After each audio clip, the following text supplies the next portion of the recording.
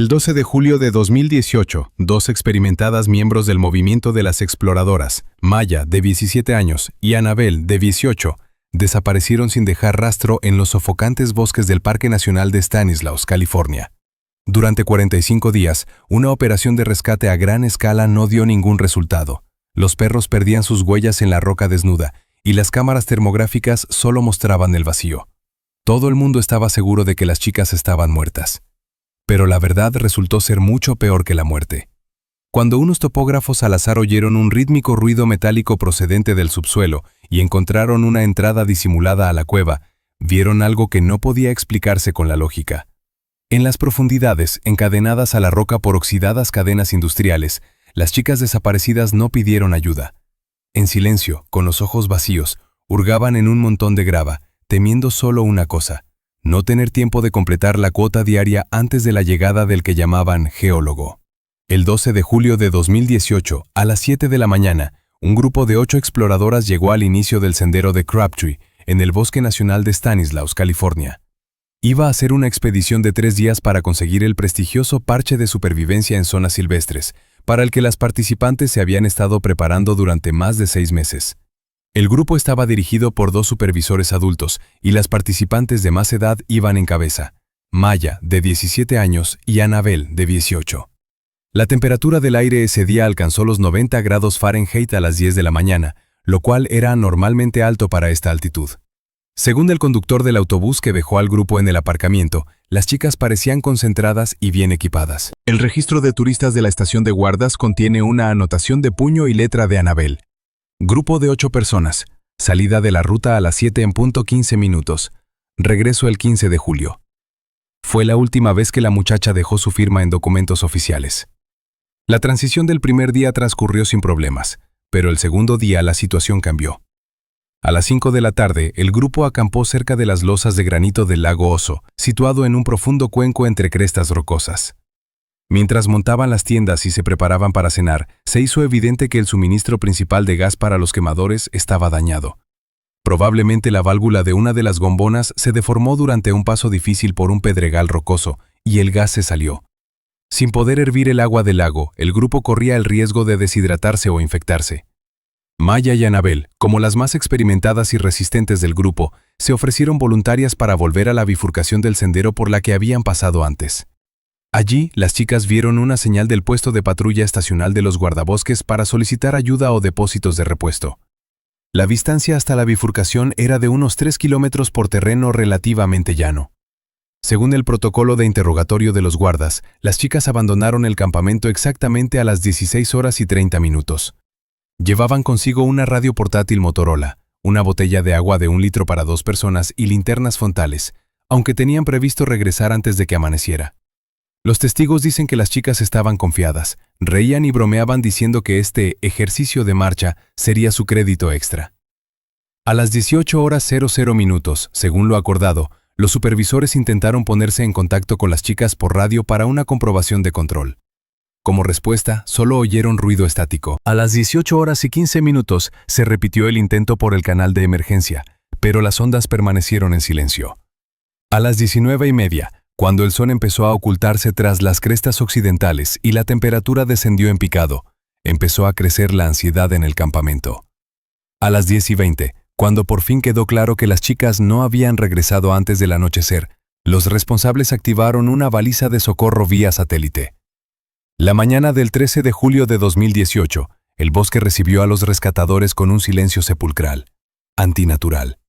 No había señales de lucha, ni gritos, ni sonidos. Solo granito calentado por el sol y el viento que soplaba entre los escasos pinos.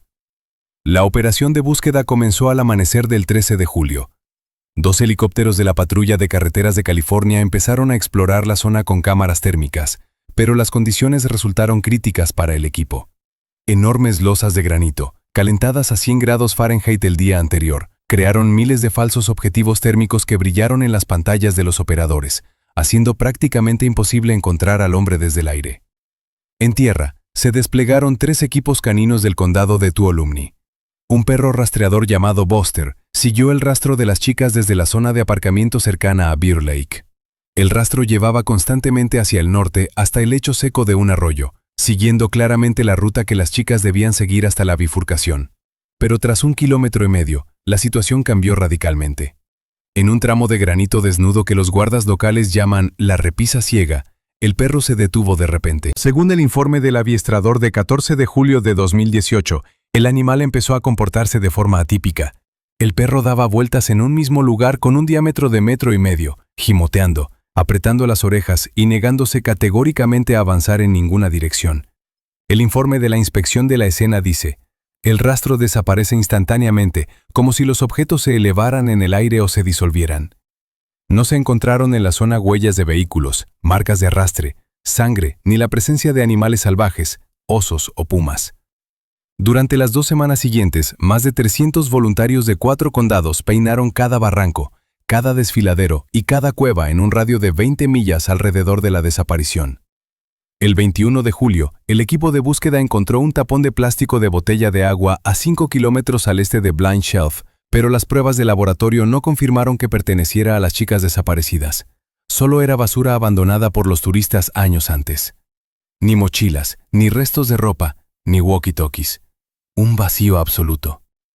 El 1 de agosto de 2018 se detuvo oficialmente la fase activa de la búsqueda.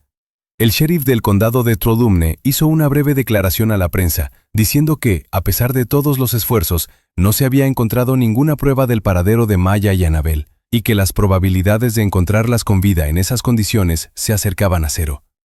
El caso pasó a la categoría de desaparición en circunstancias inexplicables.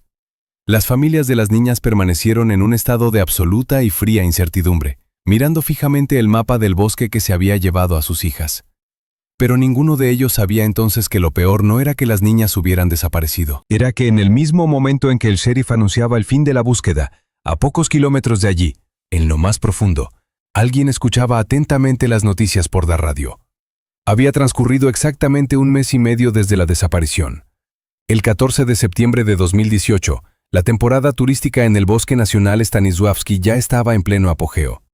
Los días se hacían más cortos y las noches traían los primeros fríos otoñales que helaban hasta los huesos. La mayoría de los equipos de búsqueda hacía tiempo que habían regresado a casa, y los carteles de las chicas desaparecidas en los paneles informativos empezaban a desvanecerse bajo el sol de California. El bosque volvió a convertirse en un territorio de silencio, perturbado únicamente por el viento y los escasos equipos de búsqueda.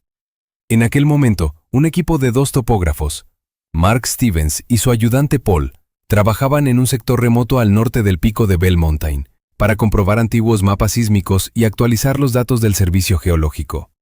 Era una zona remota y ciega, sin senderos oficiales, y el terreno consistía principalmente en densos arbustos espinosos de manzanita y pedregales inestables.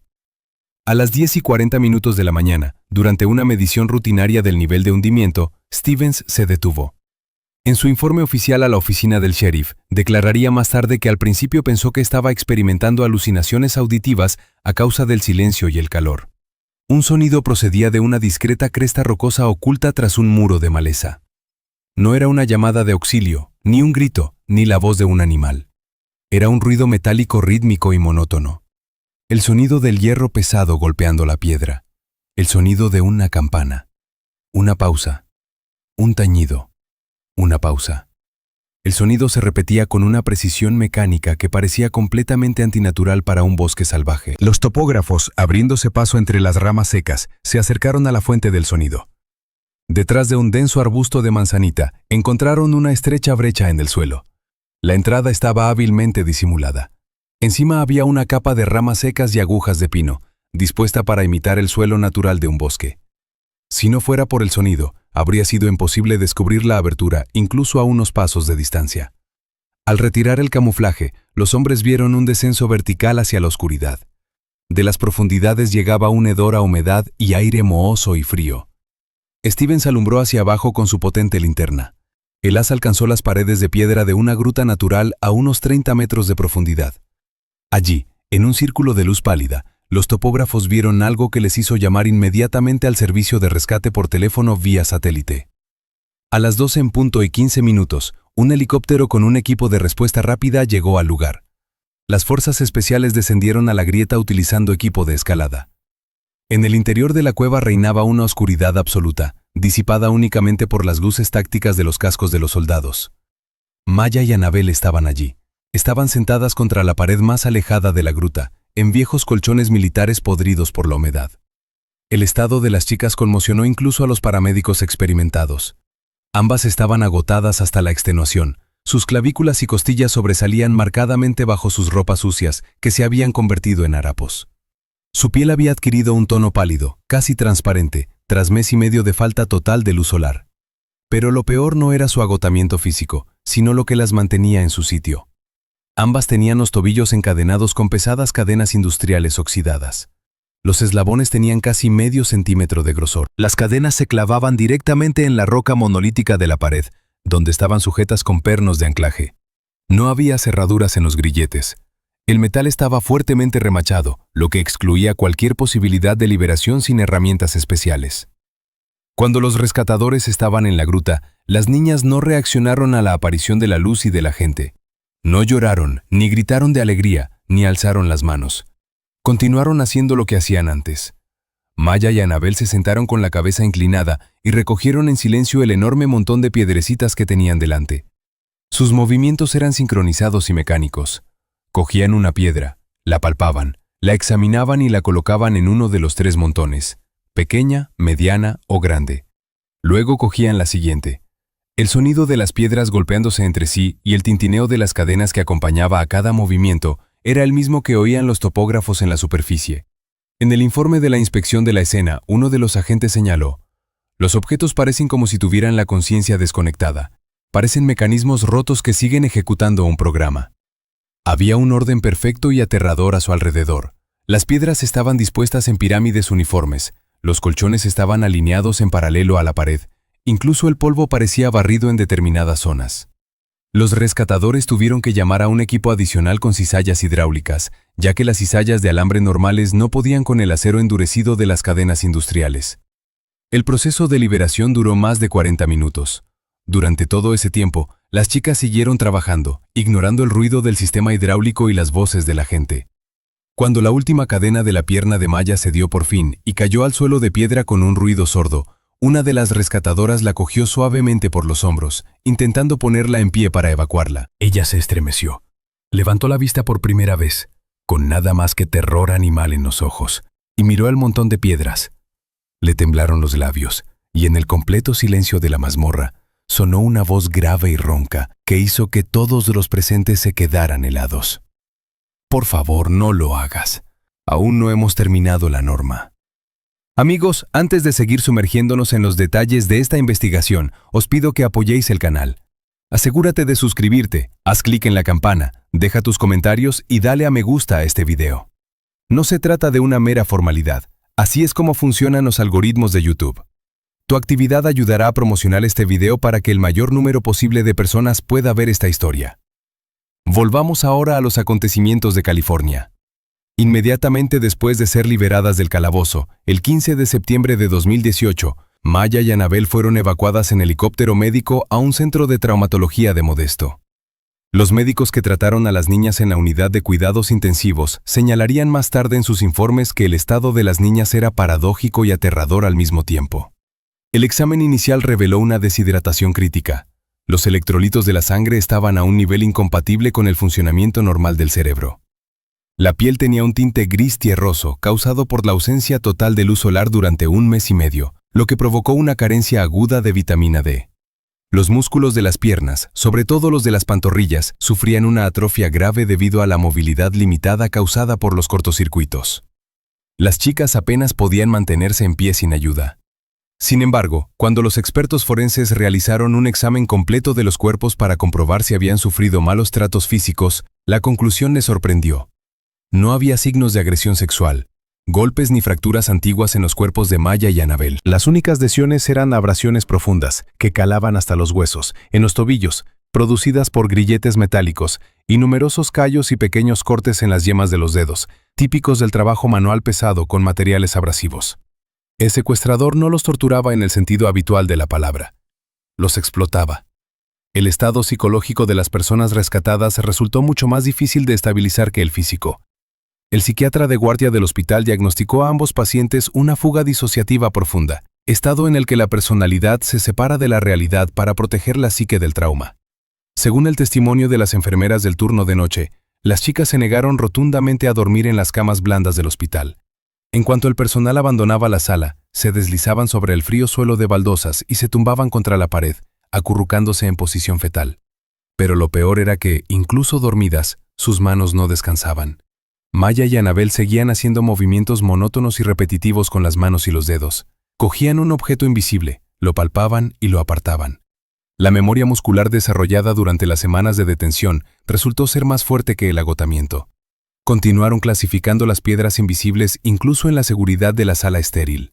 Mientras tanto, a 100 millas de distancia, el equipo de investigación del sheriff del condado de Tuolumne, junto con los científicos forenses del FBI, iniciaron un examen detallado de la escena del crimen. Al descender a la cueva con potentes reflectores, los detectives vieron un panorama que no se ajustaba al perfil de un secuestro típico. No se trataba simplemente de un lugar de detención. Era un taller en toda regla, equipado profesionalmente. En el rincón más alejado de la gruta había docenas de cajas de madera construidas a mano. Cada una de ellas contenía grava perfectamente clasificada. Una fracción de 1 pulgada por separado, media pulgada por separado. Cerca, sobre repisas de piedra, había pirámides simétricas hechas con trozos de cuarzo y mica. Cada cara de la pirámide estaba alineada con precisión matemática. Las paredes de la cueva, que a primera vista parecían solo piedra oscura, resultaron estar densamente garabateadas con tiza blanca a la luz de las lámparas halógenas.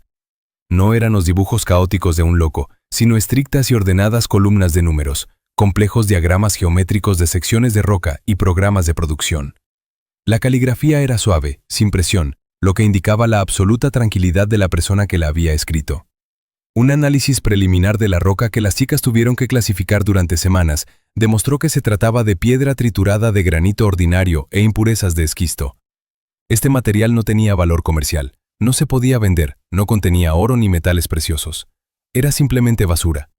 Los investigadores se dieron cuenta de que el móvil del crimen iba mucho más allá del lucro o el sadismo. El secuestrador no solo mantenía a las chicas en la oscuridad, las obligaba a trabajar de 12 a 14 horas diarias, manteniendo un ciclo de producción insensato pero riguroso. El detective jefe que hacía inventario de las pruebas físicas se detuvo en medio de la cueva, mirando las hileras de piedras impecablemente rectas. En su informe oficial dejó una nota que más tarde citarían todos los perfiladores implicados en el caso. Aquí existe un orden maniático y absoluto. Cada grano de arena tiene su lugar. Esto no es una prisión ni una cámara de tortura.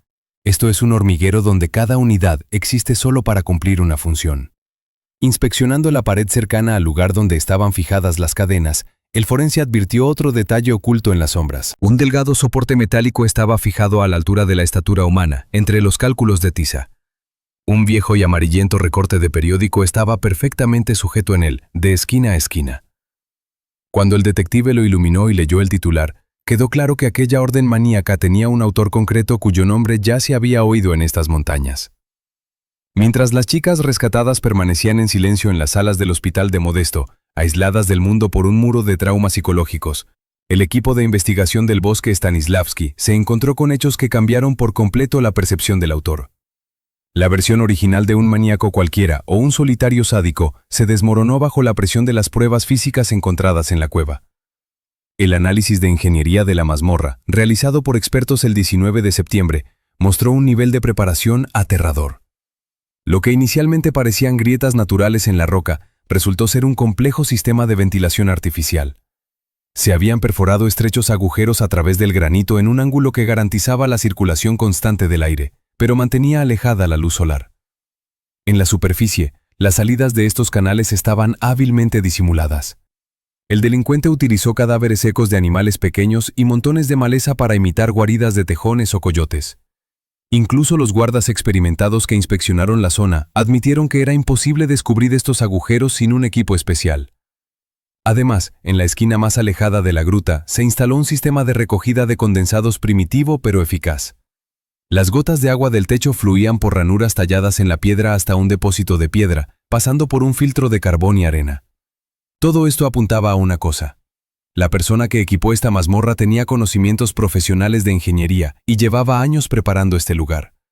No era una improvisación, era un proyecto a largo plazo. La investigación se centró inmediatamente en los asentamientos más cercanos. Los detectives supusieron que los materiales para el equipamiento del taller, herramientas específicas, cadenas, elementos de fijación, no podían haber sido adquiridos de forma inadvertida. Se inició una comprobación de todas las ferreterías y tiendas de construcción de Sonora y Jamestown, situadas más cerca de la zona de búsqueda. Durante 3 días, los agentes revisaron los registros de ventas de los últimos 6 meses. Su suerte cambió en una pequeña tienda de suministros Sierra Junction, en las afueras de Jamestown. El propietario de la tienda, revisando viejas cintas de la caja registradora, encontró un recibo fechado el 5 de abril, 3 meses antes del secuestro de las chicas. La lista de la compra parecía específica. 50 metros de cadena industrial de acero endurecido de alta resistencia, un juego de pernos de anclaje reforzados para utilizar con piedra maciza, un taladro para hormigón de gran diámetro y 20 paquetes de bolsas de basura para la construcción. El importe de la compra era importante, pero el comprador pagó en efectivo, en billetes pequeños, para evitar la identificación mediante tarjeta bancaria. Los investigadores se incautaron de la grabación del circuito cerrado de televisión de la tienda de ese día. La calidad de la imagen era baja y granulada, pero la cara del hombre se veía claramente en la pantalla. Llevaba una chaqueta de trabajo ajustada, manchada de aceite y pantalones anchos. Llevaba la cara oculta por una gorra de béisbol con la visera bajada. Caminaba despacio, cojeando ligeramente de la pierna izquierda, e intentaba no levantar la cabeza hacia las cámaras. Las imágenes de video del aparcamiento mostraban al hombre cargando pesadas bobinas de cadena en la parte trasera de una vieja camioneta. El vehículo estaba tan cubierto de suciedad y polvo que era imposible determinar su color.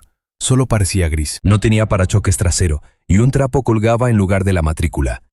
Pero el detalle más importante lo proporcionó un testigo vivo, el vendedor que atendió a aquel cliente. Durante la entrevista mencionó que el hombre le parecía extraño, no por su comportamiento, sino por su olor. No olía a gasolina, sudor o tabaco barato como la mayoría de nuestros clientes, dijo el vendedor en su testimonio.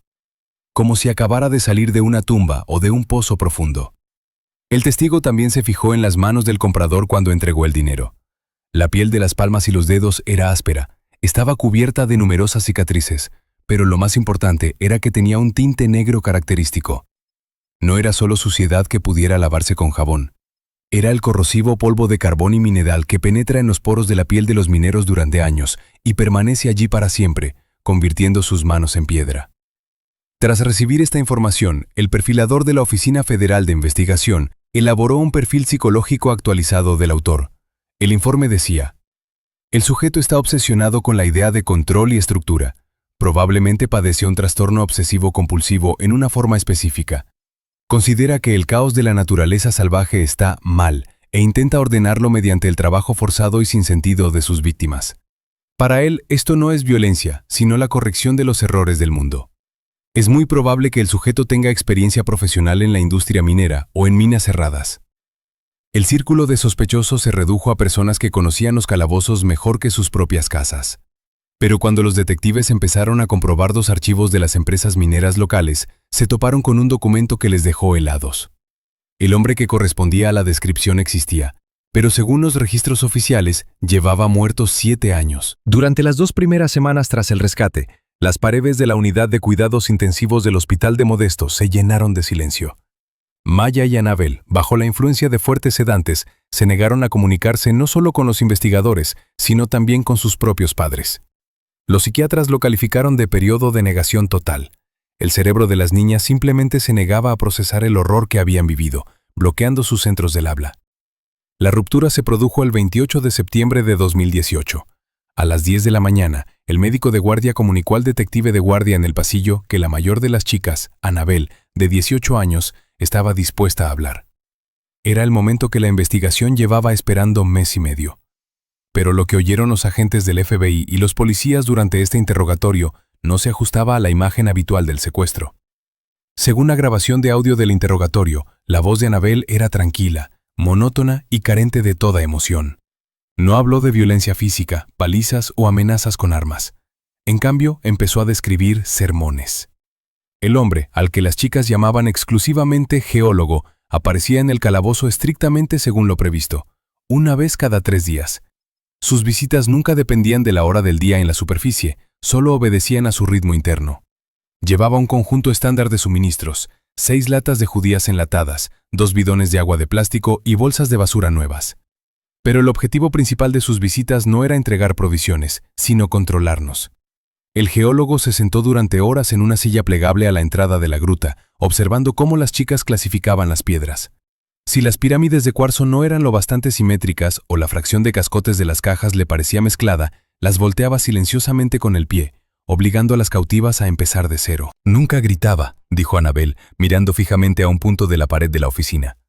Hablaba muy bajo, como si temiera despertar a alguien en lo más profundo de la montaña. Decía que el mundo de ahí arriba estaba enfermo, que todo lo que hay bajo el sol está suelto, podrido e inestable. La gente, los árboles, las casas, todo es basura temporal que el viento esparce. Según la víctima, el secuestrador estaba obsesionado con la idea de la firmeza. Les leía largos y farragosos monólogos sobre cómo solo la piedra es una verdadera forma de vida porque no cambia. Debéis aprender a ser firmes, le citó Annabel. El caos es una enfermedad. Solo la disciplina y la estructura salvan a la materia de la desintegración. Mientras ordenas, te estructuras. Estos sermones psicodélicos duraban horas, pero un detalle en el testimonio de la chica hizo que los detectives desconfiaran y reconsideraran todas las versiones anteriores. Annabel recordó un incidente concreto que tuvo lugar aproximadamente un mes después de su secuestro. Aquel día, geólogo llegó excitado. No traía comida, sino un viejo periódico amarillado por la humedad. Era un número del periódico local Union Democrat. El secuestrador obligó a las chicas a dejar lo que estaban haciendo, acercarse a las barras y leer en voz alta un artículo de la página 3. Nos hizo aprendérnoslo de memoria, recordó Annabel. Comprobaba cada palabra. Si nos equivocábamos, nos hacía leerlo otra vez. Era un artículo sobre el cierre de minas en la zona debido a la falta de rentabilidad y a las nuevas normas medioambientales. Los investigadores pidieron a la chica que recordara la fecha del artículo. Annabel cerró los ojos un momento, recreando la imagen en su mente. Noviembre de 2010, dijo con claridad. El titular era que la industria había sido traicionada. Repetía una y otra vez la frase. No cerraron la mina, cerraron el futuro. Esta referencia a la fecha fue la primera pista seria. 2010 fue un año decisivo para la industria minera de la región, y fue entonces cuando se produjeron una serie de acontecimientos que muchos preferirían olvidar. Pero Annabel se guardó la prueba más importante para el final de la conversación. Dijo que durante esas lecciones intentaba no mirar al secuestrador a los ojos para no provocar una agresión. Sus ojos estaban clavados en su ropa. Siempre llevaba la misma vieja chaqueta caqui desteñida que olía a aceite y tierra. En la manga izquierda, justo por encima del codo, la tela estaba deshilachada, pero en el lado derecho del pecho seguía intacto un parche redondo de chevron.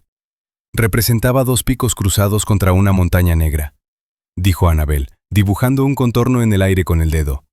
Los hilos estaban oscurecidos, pero podía leer la inscripción, que discurría en semicírculo. Decía Gold Rock Mining. La sala de interrogatorio se quedó en silencio. El detective encargado del caso dejó lentamente el bolígrafo. El nombre le resultaba familiar, no por 2 directorios de las empresas en funcionamiento, sino por 2 archivos de catástrofes. La compañía minera Gold Rock no dejó de existir sin más. Desapareció del mapa tras una tragedia que se cobró vidas y enterró secretos bajo tierra, que ahora, 8 años después, han vuelto como una pesadilla viviente. Cuando los investigadores miraron a Annabel, esta añadió el detalle final que finalmente hizo que el caso pasara de la categoría de secuestro a la de venganza fantasmal. Cuando se fue por última vez, antes de que nos encontraran, dijo, «Pronto abriremos un nuevo horizonte. El pozo número 4 está casi listo». Los detectives se miraron. El pozo número 4 se había considerado oficialmente inundado y soldado hace 7 años, después de que los rescatadores no pudieran recuperar 2 cuerpos de los mineros muertos.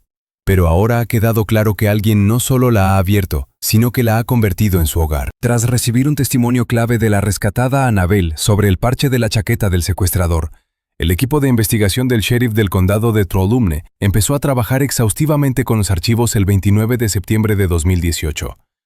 Dado que la compañía minera Gold Rock dejó de existir oficialmente hace 7 años, sus documentos fueron trasladados al almacén estatal de Sacramento. Se tardó menos de 24 horas en obtener una orden judicial y acceder físicamente a los papeles. En unas polvorientas cajas de cartón marcadas con códigos de barras de quiebra, los detectives encontraron una historia completa de la empresa, que en su día fue una de las principales mineras de oro y cuarzo de la región. Los documentos confirmaron las palabras de la chica. La empresa fue liquidada en febrero de 2011. El motivo del cierre no fue solo la recesión económica, sino también un derrumbe catastrófico en una de las explotaciones principales que mató a 3 trabajadores y declaró la propia mina en estado de emergencia. Los investigadores se centraron en las listas de personal. Entre los cientos de nombres de peones, conductores y contables, un nombre llamó la atención de los perfiladores porque encajaba perfectamente en el perfil psicológico del autor. Thomas Hunt, de 52 años, antiguo ingeniero jefe de seguridad y protección contra las rocas. Su expediente personal contenía características que ahora se leen como un diagnóstico. Sus colegas describían a Hunt como un profesional reservado y meticuloso, patológicamente obsesionado con la estabilidad estructural. En memorandos a la dirección, se quejaba repetidamente de que la naturaleza intenta destruir el orden, y exigía que se aumentara el coste del hormigonado de los túneles, incluso cuando no era económicamente viable. Tras el cierre oficial de la mina y el pago de la indemnización por despido en marzo de 2011, se perdió el rastro de Thomas Hunt. El 1 de octubre de 2018, el grupo de trabajo se dirigió a su última residencia conocida en el pueblo de Tuolumne. La casa de Hunt, una pequeña cabaña de una planta en el linde del bosque, parecía un fantasma. El buzón rebosaba de folletos publicitarios de hacía 7 años que se habían convertido en pulpa de papel. Las ventanas estaban ceñidas con cortinas descoloridas. Cuando los agentes entraron, les recibió un silencio sepulcral y una gruesa capa de polvo que lo cubría todo como si fuera nieve. Dentro, el tiempo se detuvo. En la pared de la cocina colgaba un calendario que mostraba el mes de abril de 2011. En el frigorífico solo había comida seca y moho. No había signos de lucha ni preparativos urgentes. Parecía que el propietario simplemente había salido por la puerta un día y nunca había vuelto. Una comprobación de la actividad financiera confirmó las sospechas. Las cuentas bancarias de Thomas Hunt llevaban inactivas desde junio de 2011. No había utilizado tarjetas de crédito, retirado dinero en efectivo, pagado impuestos ni buscado tratamiento médico. Oficialmente estaba muerto o desaparecido para el Estado. Los vecinos interrogados por los detectives se limitaron a encogerse de hombros. Creían que el ingeniero se había trasladado a otro estado en busca de trabajo tras la quiebra de la empresa. Pero Hunt no se había marchado, solo había cambiado de hábitat. Mientras un grupo examinaba la casa, el otro trabajaba con mapas. El ingeniero jefe tenía su propio archivo en casa, docenas de tubos con planos geológicos detallados de la zona.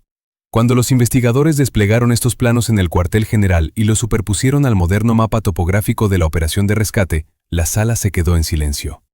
El punto donde los topógrafos encontraron a las chicas, la misma entrada camuflada de la cueva al norte del pico de Bell Mountain, coincidía perfectamente con las marcas del viejo mapa de Hunt. Pero no se trataba de una cueva natural. En el papel amarillento, este lugar estaba marcado con el código técnico VSH-4B, un pozo de ventilación del sistema auxiliar. Este descubrimiento lo cambió todo. La cueva donde estaban retenidas Maya y Annabel era solo una pequeña parte de un gigantesco organismo subterráneo. Era el sistema de ventilación de una antigua mina, que en los mapas se llamaba irónicamente Suerte. Según los informes oficiales de la supervisión minera, las entradas a la mina Audacha se volaron y sellaron con hormigón hace 10 años para impedir la entrada de saqueadores y adolescentes. Sobre el papel, esta instalación no existía. Se consideraba liquidada y segura. Pero los dibujos de Hunt, encontrados en su despacho, contenían marcas hechas con lápiz rojo después del cierre oficial. Las líneas del plano mostraban que el sistema de ventilación era mucho más amplio de lo que indicaban los documentos oficiales. Hunt conocía los puntos ciegos, los túneles que no estaban registrados y los pasadizos que conectaban distintos niveles de producción. Lo que la policía creía que era el búnker independiente del maníaco, en realidad no era más que un pasillo. Bajo el enorme granito por el que los rescatadores pasaron mes y medio caminando, había toda una ciudad de túneles, galerías y cámaras técnicas que se extendía a lo largo de kilómetros. Y Thomas Hunt, un ingeniero que odiaba la inestabilidad de la superficie, no se limitó a esconderse allí. Habitó este espacio durante 7 años, convirtiéndolo en su reino ideal y ordenado.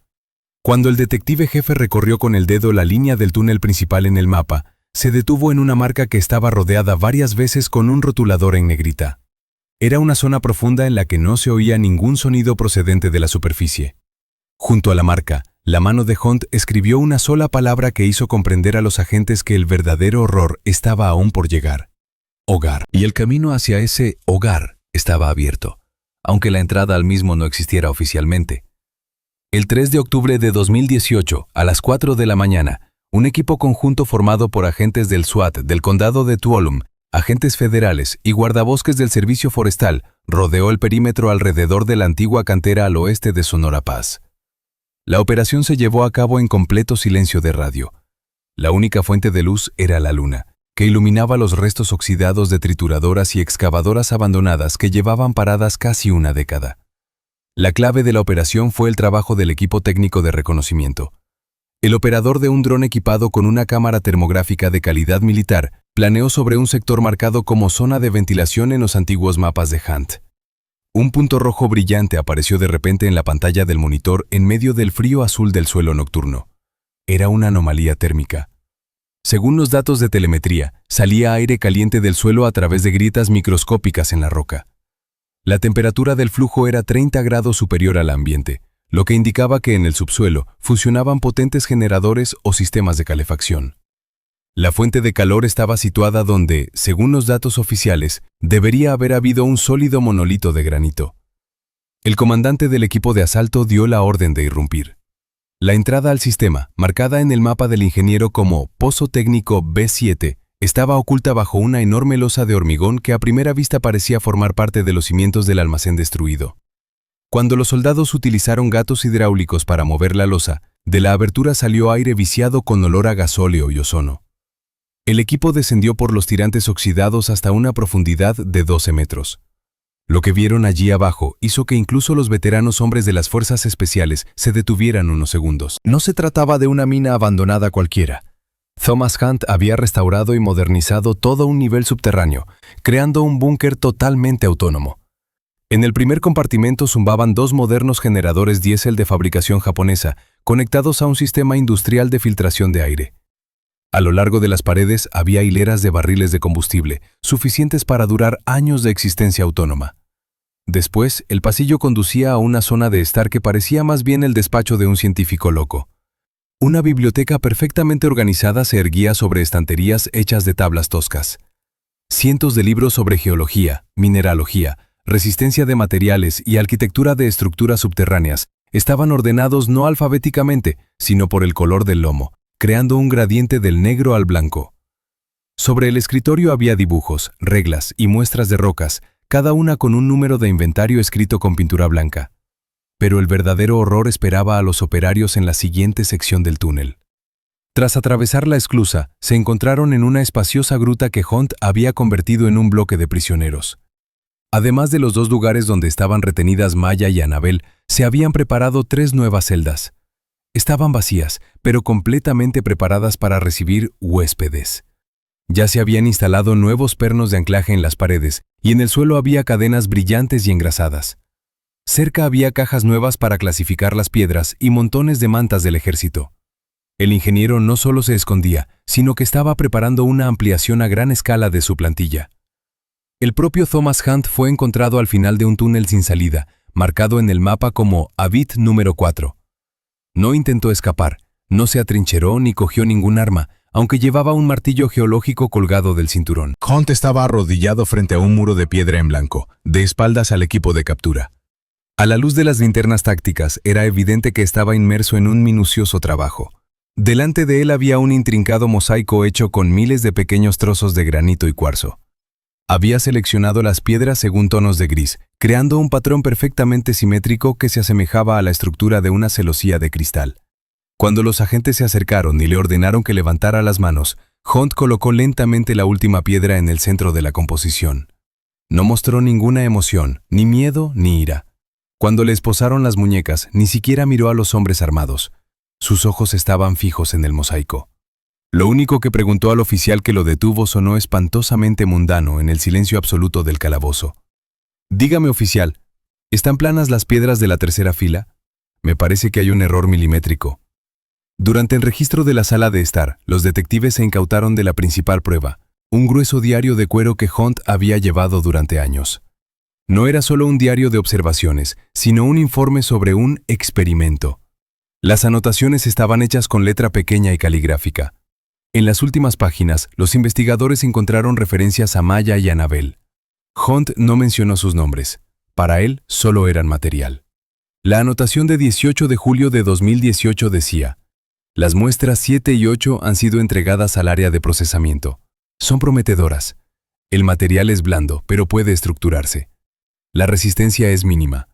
El caos desaparece gradualmente. La estructura se refuerza.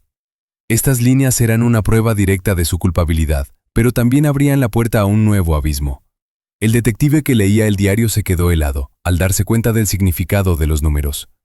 Si Maya y Annabel eran las muestras 7 y 8, solo significaba una cosa. En algún lugar de aquellos túneles o en los antiguos registros tenía que haber información sobre las muestras 1 a 6. Y si las chicas eran rescatadas, el destino de los 6 experimentos anteriores seguía siendo desconocido, oculto en algún lugar de la oscuridad de los túneles, donde la luz no llegaba desde hacía años. El juicio de Thomas Hunt, que la prensa bautizó como el caso del geólogo, comenzó el 15 de enero de 2019 en el Tribunal Supremo del Condado de Tuolumne. La sala del tribunal estaba abarrotada de periodistas, familiares de personas desaparecidas a lo largo de los años y miembros del público. Todos esperaban ver a un monstruo, un sádico o un pecador arrepentido. Pero en el banquillo de los acusados se sentaba un hombre que parecía completamente ajeno a la realidad del juicio. Durante las 3 semanas de vistas, Hunt no dijo ni una sola palabra en su defensa. Se sentó erguido con las manos sobre la mesa que tenía delante y se pasó horas mirando fijamente la línea donde el panel de madera de la pared se unía con el suelo. No le interesaban los testimonios de las víctimas, las lágrimas de los padres ni las pruebas de la acusación. El único momento en que mostró emoción fue cuando al taquígrafo del tribunal se le cayó accidentalmente un montón de papeles, rompiendo el perfecto silencio de la sala. Hunt hizo una mueca como de dolor físico y cerró los ojos. Los abogados defensores basaron su estrategia en los resultados del examen psiquiátrico forense. Un grupo de 3 psiquiatras independientes llegó a una conclusión unánime. El acusado padecía una forma grave de esquizofrenia paranoide, complicada por un trastorno obsesivo-compulsivo y una manía ordenadora. No era consciente de la criminalidad de sus actos, ya que en su mente distorsionada no estaba secuestrando a personas, sino salvándolas del caos, dándoles un propósito y una estructura. El 20 de febrero de 2019, el juez anunció el veredicto. Thomas Hunt fue declarado demente y enviado para tratamiento involuntario al clausurado Hospital Estatal de Atascadero, un centro de máxima seguridad para delincuentes con enfermedades mentales. Mientras la escolta lo conducía fuera de la sala, Hunt se detuvo ante la mesa del fiscal y mirándolo a los ojos por primera vez en todo el juicio, comentó en voz baja: «Tu corbata está desplazada 3 milímetros hacia la izquierda. Esto crea un desequilibrio en todo el sistema judicial». El caso se cerró oficialmente y los materiales se enviaron al archivo, pero para las víctimas de Geolog, el veredicto del tribunal no fue el final de la pesadilla. Maya y Annabel volvieron a sus casas, pero las chicas que fueron de excursión en julio de 2018 permanecieron en aquella cueva para siempre. En una entrevista para el documental, los padres de Maya, de 17 años, dijeron que su hija casi ha dejado de salir de su habitación. No se comunica con sus amigos y se niega a asistir a terapia de grupo. Su vida se ha convertido en un ritual interminable. Todos los muebles de su habitación están dispuestos con precisión geométrica. Los libros de las estanterías están alineados en altura y la ropa del armario está doblada según un gradiente de colores. Si uno de los miembros de su familia mueve accidentalmente una taza de la mesa, aunque solo sea 1 centímetro, Maya sufre un ataque de pánico. Se sienta en la cama durante horas, mirando fijamente a la pared, y susurra la misma frase: «El orden es seguridad. El caos es la muerte». La filosofía del secuestrador penetró en su mente como un virus y se quedó allí para siempre. El destino de Annabel, de 18 años, fue diferente pero no menos trágico. Dejó la prestigiosa universidad donde estudiaba arte y rompió con su novio. 6 meses después del juicio, consiguió un trabajo como archivera en el almacén del sótano de la Biblioteca Municipal de Sacramento. Es un trabajo que requiere aislamiento total, silencio y tareas monótonas. Sus compañeros la describen como un fantasma. Es la primera en llegar a su turno y la última en marcharse. Annabel pasa todas sus horas de trabajo entre interminables filas de estanterías, clasificando tarjetas, formularios y periódicos viejos. No soporta el más mínimo desorden. Sus acciones están marcadas por la misma precisión mecánica que demostraba en la cueva, clasificando el granito. En una de sus escasas conversaciones con un psicólogo, Annabel confesó: «Cuando ordeno papeles, oigo el silencio. Solo cuando el mundo está dispuesto en estanterías deja de ser frágil. Pero el epílogo más terrible de esta historia fue un documento fechado en febrero de 2020. Era un informe del guardabosque superior Jim Miller, encargado de la inspección final del yacimiento antes de su conservación definitiva. La entrada a la galería número 4 y el sistema de ventilación debían rellenarse con hormigón industrial para cerrar permanentemente el acceso a la mazmorra. Miller descendió a la gruta para asegurarse de que no había personas ni animales antes de empezar a trabajar. En su informe describió el ambiente que se respiraba allí abajo un año después de los hechos. Lo que vio contradecía las leyes de la naturaleza. Normalmente, después de tanto tiempo, el polvo, las telarañas y las huellas de roedores vuelven a los lugares abandonados. Pero la cueva de Hunt parecía estéril. Incluso vacía, esta cueva no parece abandonada, escribió el guarda forestal en una nota. Las piedras que clasificaron a las víctimas siguen yaciendo en pirámides perfectas, de grandes a pequeñas, como si alguien siguiera cuidándolas. Ni una sola piedra se ha caído, ni un solo grano de arena se ha movido. El tiempo se ha detenido aquí. Pero lo que más impresionó al guardabosques fue el sonido. Había una fuerte corriente de aire en lo más profundo del conducto de ventilación. Cuando las ráfagas de viento procedentes de la superficie se colaron por las grietas, las pesadas cadenas oxidadas que los investigadores habían decidido dejar empotradas en la pared como parte de la base de pruebas empezaron a balancearse. No era un sonido de traqueteo, dijo Miller. Era un ritmo. El pesado metal golpeaba el granito a intervalos regulares. Tic, toc, tic, toc, tic, toc. Sonaba como un metrónomo contando el tiempo en el vacío. Allí de pie, en la oscuridad, podía sentir físicamente que el mecanismo que Hunt había puesto en marcha seguía funcionando. Era como si alguien invisible siguiera de pie junto a la pared y contara el ritmo de producción.